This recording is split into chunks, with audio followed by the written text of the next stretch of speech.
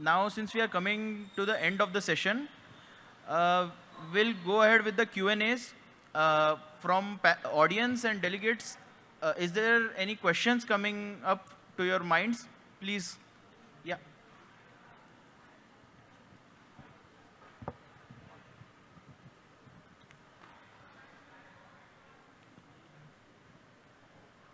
Hello. Good evening, everyone. Hello, every panelist. I'm Bhavya Vora from KB Ispat Private Limited, Bhavnagar. My question is to Mr. Shravan as well as Mr. Dhruv.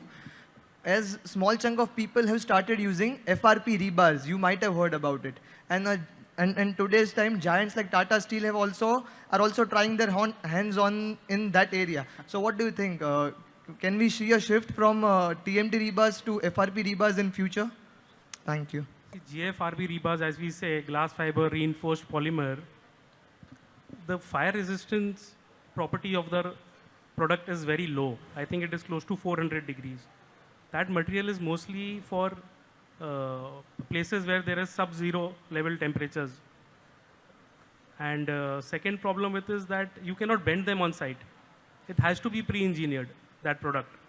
You cannot, design them on your site. So pre-engineering is another difficult part of it. Third problem with the product is that it is not recyclable. So I think these are the problems in using these products, and they are not being widely used in India. Do you want to add something? No, you're absolutely right. I think there's a very small niche market for this. And I think in India, we should be focusing more towards the tropical steel like we were discussing. We hope that answers your questions. Yeah, thank you. Even I would like to add something. GFRP rebars are not meant for high-rise structures, or they are not meant for structural members. They are only for transverse load. They are only used in trimixes or those kind of structures. For non-dynamic structures, what he means. Is there any more questions from the audience? Do we have any questions?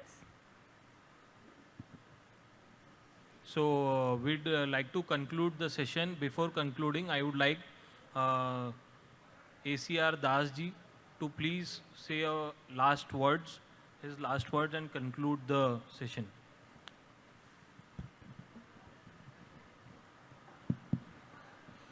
Yeah, thank you. I think I should thank the panelists who have done their job so well. And probably only one question was raised because they were so clear and they were abundantly clear to put forward their viewpoints. And thanks due to both of you, where you have also moderated the session so well. But I will mention just 2-3 points.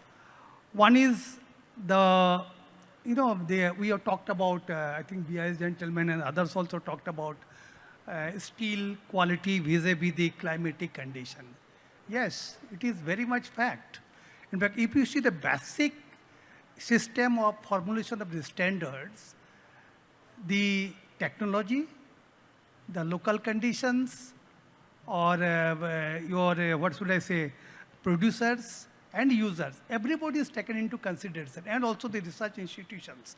So all are part and parcel of the system of formulation of the standards. So we take care of the eventualities as to which type of steel should be recommended for what type of end users. And the point which the gentleman from Electrotherm mentioned, this is a very old issue.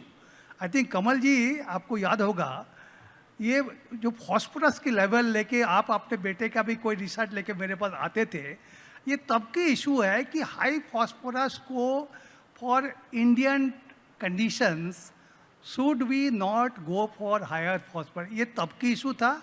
I think this was some time in 2012, 13, 14. ये आज भी issue है. Nothing has happened because the BIS technical committee, they don't want, they feel that phosphorus means brittle steel. But the issue is at what temperature steel becomes brittle, that is the issue. So for that, you have to really take up our case strongly before the technical committee, not only one or two, but in numbers. and not only technical committee, but the BIS authorities who matter. So that is the point, and is a feedback for the Yogesh ji. ये आपके लिए है point. And recently, if you have seen an article, there is an order, in fact, I call it an advisory from Nitin Gadkari ji, who has told, after seeing this, the accidents or the bridge collapses, he has suggested that we should use stainless steel in coastal areas.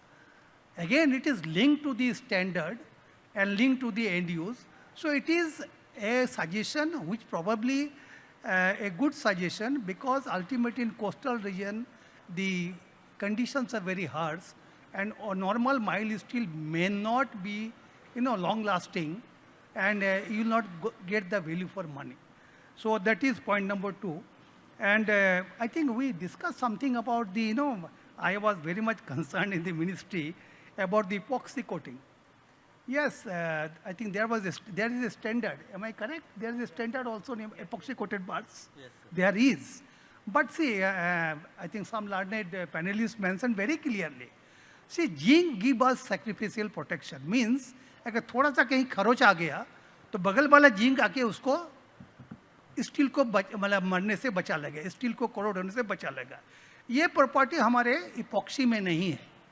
सो अगर कोई चाहे कि हम zinc coating करेंगे, means galvanise करेंगे, इसके बाद हम उसमें इपॉक्सी कोटिंग करेंगे, that is a very good technical solutions, but cost. If you are able to bear the cost and do everything, then it's okay. I mean, money is important. Without money, you cannot get. And I just, we talked about the freight. I already mentioned about that. I don't want to touch on those points. And the import issue, again, I have touched upon. But the topic of discussion is, I think yesterday also somebody was talking about the duty of 30%, and that is not on steel. In fact, people are asking me, is it on steel? I said, no, it is not on steel product chapter 72, but it is on chapter 73, which is on stainless steel pipes and tubes. I'm sorry to interrupt you, sir, but can we go for a similar thing for our mild steel or steel for chapter 72? I think it is not possible. And I think, Yogesh ji, you were there in the ISA convention. The minister himself has told we may consider from 7 to 7.5 to 12. Probably that type of area may be acceptable, but going for 30% duty, I think there will be a lot of hue and cry in the country. Anyway, thank you, and thank you IFA, thank you Kamalji, thank you Yogesh ji for inviting me for this thing. Thanks a lot. That brings us to the end of the session.